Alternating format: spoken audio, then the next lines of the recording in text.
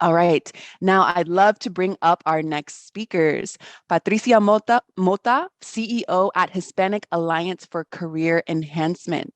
So Patricia serves as the president and CEO for the Hispanic Alliance for Career Enhancement, HACE, leading strategy, fundraising, and development leadership programs and expanding impact on a national scale.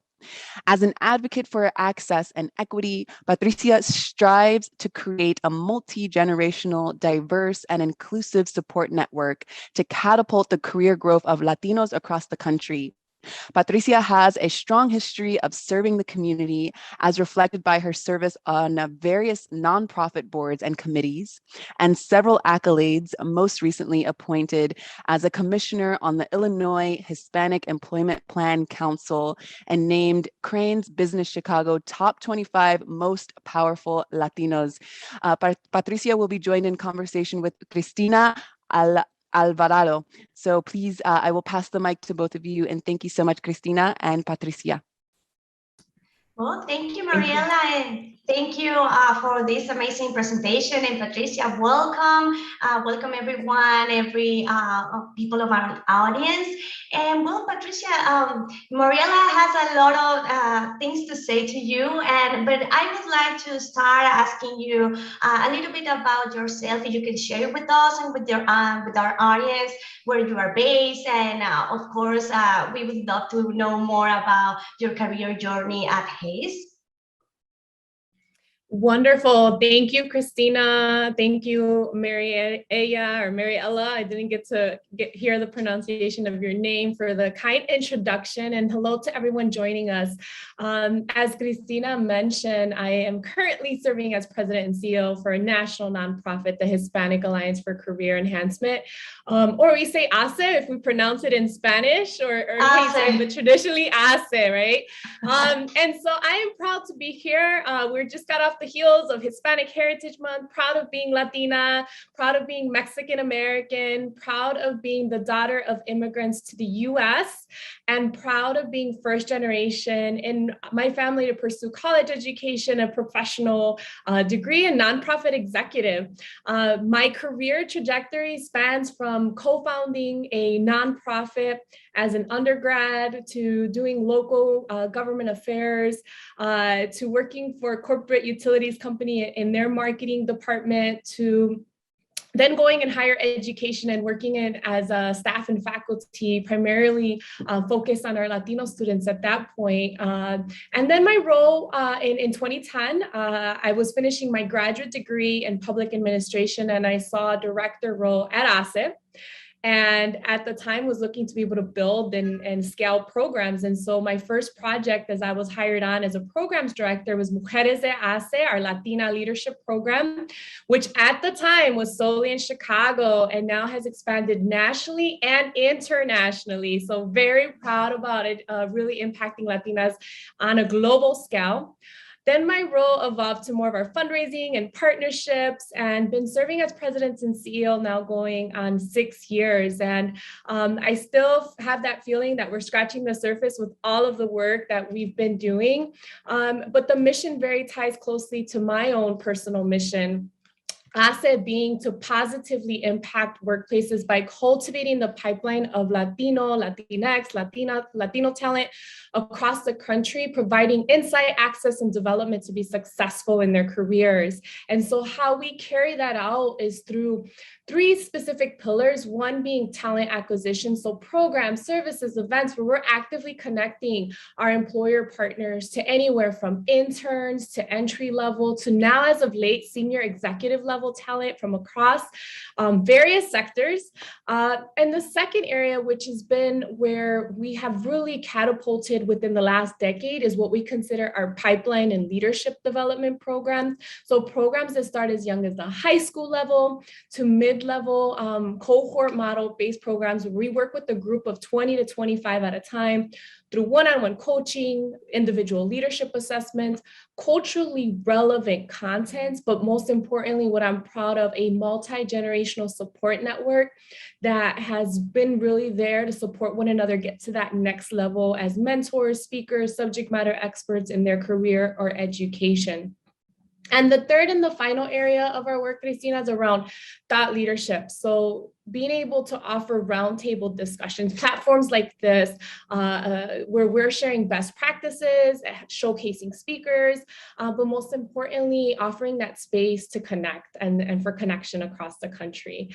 The last thing I will say on this in terms of my background and the work that we do, I've had personal experiences not only in my education, but also in my professional work early on, where a lot of the gaps that underserved that we say in the US, underserved being low income, being from underrepresented groups such as Black, Latinx community, that I've experienced as some of those identities that I uphold have translated not only in my education, but also into the workforce, where either not provided opportunities or microaggressions that took place. And so I'll share a little bit more, but that's, I have now the pleasure to share my own personal mission to close the gaps that many of us have faced through the work that I do at ASTE every single day. Wow, that's amazing. And I clicked with many of the things that you actually share. For example, with these young people in that they can be related, and they can have dreams about what they can grow and what they can build. That is amazing, because sometimes when you are in an environment in which you don't know what you can become and you don't have any dreams, that is pretty much what ASE do for those young people. So it's really amazing, and I clicked a lot with that programs that you share. And well, talking a little bit more about these programs and what you do, I would like to ask you: do you have a government part, and then maybe an enterprise part, and how is that work? How is your relation? Because you just share that you help people during the whole careers, so you have these connections with companies. How is that? Yeah, and so it varies. Each of our partnerships across with our, and when I say partnerships, these are employers that join a partner and support our organization, and they're seeking to do and connect us with their diversity, equity, and inclusion priorities, right? So when it comes to hiring, leveraging our network of our reach of talents to be able to hire, whether it's interns, mid-level talent, or even senior level talent across not only corporate America, but we're looking, right, and corporations, but also government, education, other sectors as well, right? A lot of folks, we've seen a lot of career changes going on. And so you see folks going from corporate to education, to nonprofit, to corporate, and all across the board. And so really helping folks understand what are those transferable skills and helping them through our coaching programs and various efforts that we have throughout the year.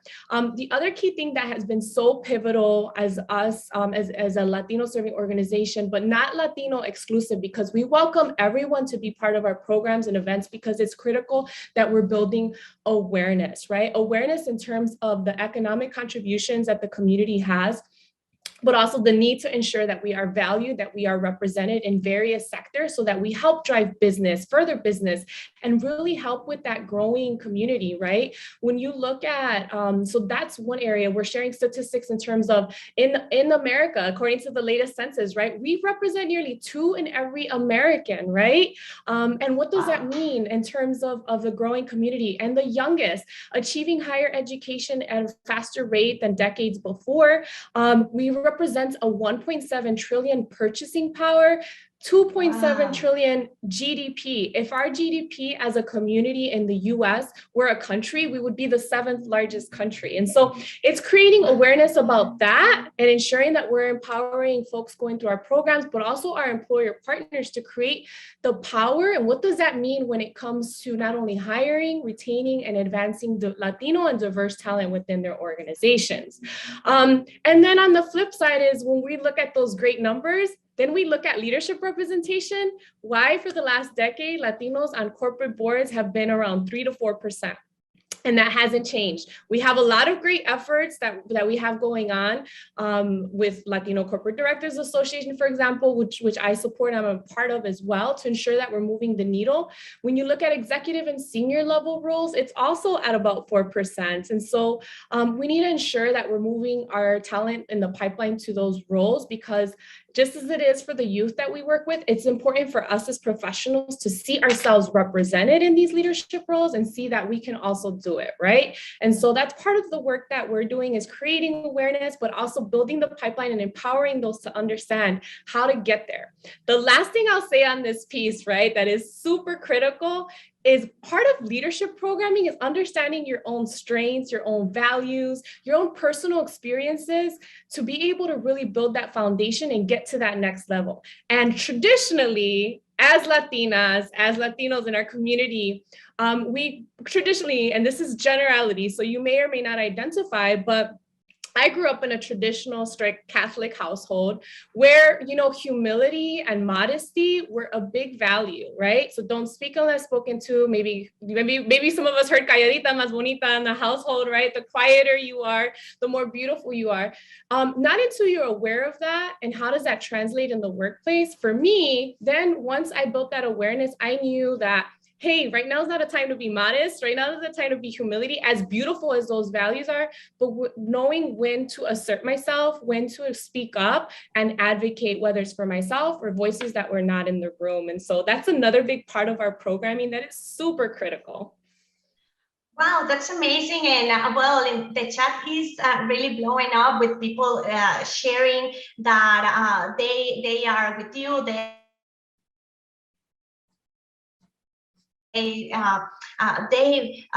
second the things that you just shared with us, and it is amazing really how is it that important that you advocate for yourself and that you speak up whenever you have this opportunity in front of you, that you maybe you see it, and sometimes because this humility and the beauty of the Latina you don't get for yourself, and that is super important, and I resonate a lot with that thought that you shared. You said it, you hit the nail. It's beautiful. We have, those are beautiful values, right? The humility piece, the modesty, the working hard. It's about not changing who you are at the end of the day, right? It's like, how are you leveraging that to your advantage in workspaces and empowering yourself, right? In moments when you need to advocate, get that next opportunity or visibility project, get that next promotion, get that increase in pay. This week, October 21st in the US, we're celebrating Latina Equal Pay Day. Yeah. And that means it's huge. It takes but it's also eye-opening, because that means it takes until October 21st of this year for the Latina to make what her white male counterpart made in 2020. Yeah. Almost another year. On average, Latinas are earning 55 cents to the dollar, and Latinas are really the primary owners of that 1.7 trillion purchasing power of the GDP. And so it's a business imperative. It's critical that we're empowering our Latinas to not only pay what they're worth, that we're holding our employers accountable to pay what they're worth, but that we're also, you know, leveraging and empowering and supporting one another through that process.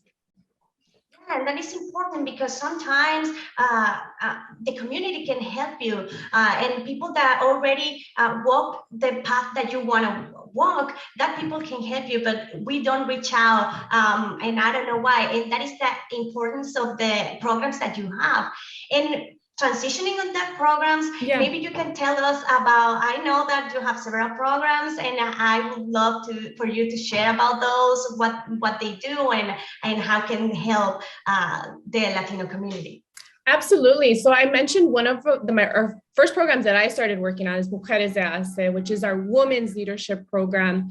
And we work with 20 to 25 at a time, and we have various cohorts. We have amazing coaches, program leads that we train to lead these programs, so we can have anywhere from 200, 300, 400 women going through these programs at a time, which is amazing. But what they experience is, as with all of our programs, is one-on-one coaching. So they get paired with a coach to walk through your own goals and plans. We utilize leadership assessments to help understand what are your strengths, capabilities, but also what are the blind spots, right, that are holding us back from that next level. And then as we're going through the training sessions, which are anywhere from 14-week, 20-week, we have various programs. You're meeting with your group and we leverage our network of Latino executives from across the country to come in as subject matter experts, as guest speakers, and they share their stories, right? And that's empowering to be able to leverage that because, again, many are not seeing themselves represented within their own companies or organizations. And as they're going through the different training sessions, they do work on a team project, present at the end. The statistics show that within less than a year, 70% are reporting an increase of pay, of promotion at their place of employment. We get 100% satisfaction in terms of the participants that are going through. But what I'm most proud of is the support network, where it really becomes an hace familia, where they're actively texting, calling, visiting one another for like kids' birthdays or things like that, because it goes beyond that. But also being one another's cheerleader when, you know, we're getting recognized, when we're getting that promotion and pushing one another, right? Yeah. Many of us and you know, are either the first in our families and our extended families to be in a professional workforce. And so when you go to your cousin's event, your tias, your tios, you may be the only one, right? And for me, I like to serve as that role model with our young ones, my 8 nieces and nephews. But we don't have that necessarily at home. And what we do with the ASEP programs is being able to bring that Latino professional network where you don't feel so alone, right? And yeah. that familia aspect as well. And this familia ASE is super important because it's very tied with our culture. We like to celebrate our birthdays. We like to celebrate and see each other and get around. And the thing that you build this family ASE is super important because, or ASE familia, because it is super, super important because it goes with who we are. Yeah. And well, I would like for you to tell us a little bit about across the world, about international opportunities that ASE gives, and how is your international approach? Yeah, you know, I think this is one of the silver linings of what we've experienced the last 18 months, where we went virtual, or, you know, we had to transition into e-learning at a much faster pace than we had originally planned for or anticipated. But the silver lining for us, and that opened the doors where we now have alumni that have gone through our programs, let's say from Colombia, from Mexico City, from Brazil. And so we're seeing that continue to grow. And the way that happened is because most of the companies that we're working with are global companies. And so because we offer now the e-learning model where everything is virtual, they've now started sending some of their employees from these different international outside of the US, right? Which then has now expanded our programs. And so we're never going to go away from e-learning now, right? I think we're going to continue to do that. But we're going to look to also our partners at what opportunities do we have to do our in-person programs. So we're going to do more of a hybrid in the coming year. And so wherever you are, donde estás ubicado, por favor, búsquenos, look for us, as you'll have a bunch of, you know, opportunities to engage with our programs online or in person, depending on, you know, the partners and the employer companies that we're working with. And then also something that we started doing that everyone has access to is a weekly cafecito con ASE. That's live streamed on our LinkedIn, on our YouTube, social media channels. And what I love, it's about just a, you know, conversation like we're having right now. And we have either successful executives, or we have, you know, diversity, equity, and inclusion experts. We have young professionals, college students, like folks from all walks of life that are joining me and any of our leaders for a conversation, just to say, you know, tell us about your background. And I love it because we really get to showcase the diversity of what Latinos represent, right? Whether it's any of the 27 countries of origin, whether we speak Spanish or not, because not all of us had, you know, grew up with speaking Spanish, or whether we have our friends that are, you know, Portuguese speakers out there that we also consider as part of our community. And whether, we identify as Afro-Latinos, or, whether we're first, second, third generation or immigrants to whether it's the US, I love showcasing the different stories, because it also opens the lens not only to the diversity, but that we're also part of other communities such as LGBTQ+, such as the Black community, such as the AAPI community. And so as you look at the latest census, not only are Latinos growing the population, or the fastest growing in the US, you also have the Asian American Pacific Islanders, or AAPI, and multiracial, right? We're increasingly becoming multicultural, intersectional as a society, and that speaks volumes. Well, that is super true, because the intersectionality that you share, it is true, because we aren't one thing. Nobody is one thing. So sometimes you can find out that a person is Latina, but is also part of the Black community, or it is also part of the LGBTQ. So the challenges and the goals for these people might be different, but when we get together and when we have these spaces as ACE has for us to share, that is important, because you can see what other people is doing, what you can do, and as you said, the same community is pushing you forward. Yeah, absolutely. I think more than ever, right, we have to push towards allyship, unity, meaning that wherever rooms and spaces that we find ourselves where a voice is missing or underrepresented, how are we becoming those advocates for those that are not there? And it could be our community, it could be other communities, right? And so I think that is going to be super critical for us to be able to see change. And we've seen progress, right? There's so much more that needs to be done, for sure. And I did share our website on the chat. It's aceonline.org. So HACE online.org, and also feel free to connect with me also on the LinkedIn if there's anything that we at ACE can support you with as well. Well, that is important, and maybe this our community that is enjoying this talk maybe can get in touch with you, and you can provide some consejos. Un cafecito. Un cafecito. And that would be super amazing, and I am sure that our community will value a lot. And well, we have here people from many parts of the world, and from Latin, for example, I am joined from Caracas, Venezuela, so I'm really, I love that. Yeah, and I'm sure that is a plenty of people in Latin America that is seeing you, and that is related for what you said for international communities. And we have a question in the chat, and it says, what other states does HACE support?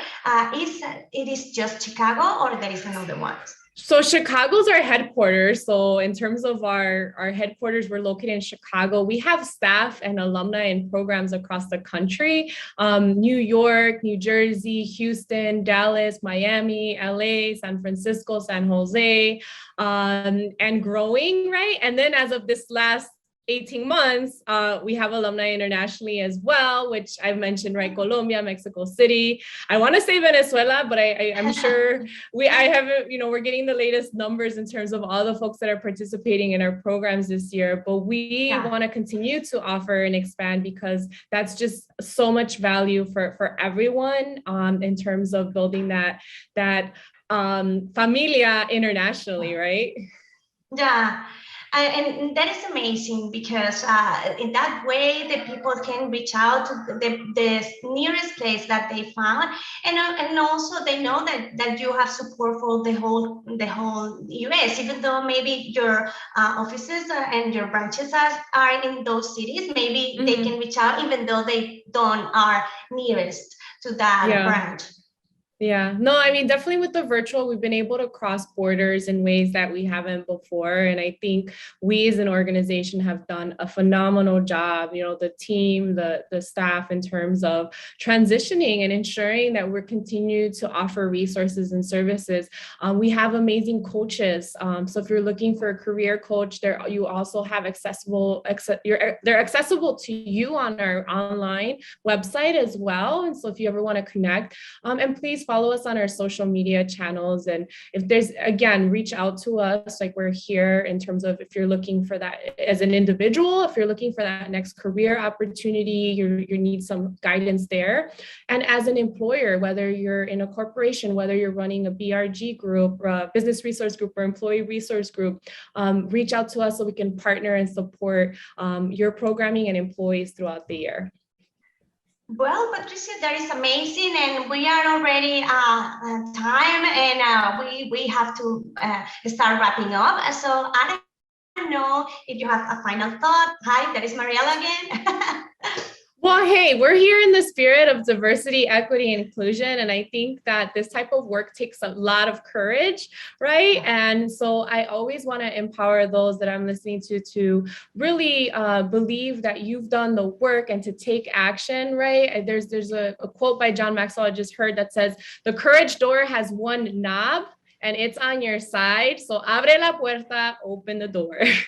Yeah, amazing. Thanks, Patricia, and thanks of the whole community that joined us. And well, I'm super happy that we talk, and I hope HACE continue growing as well as it is. Gracias, Cristina. Much appreciated.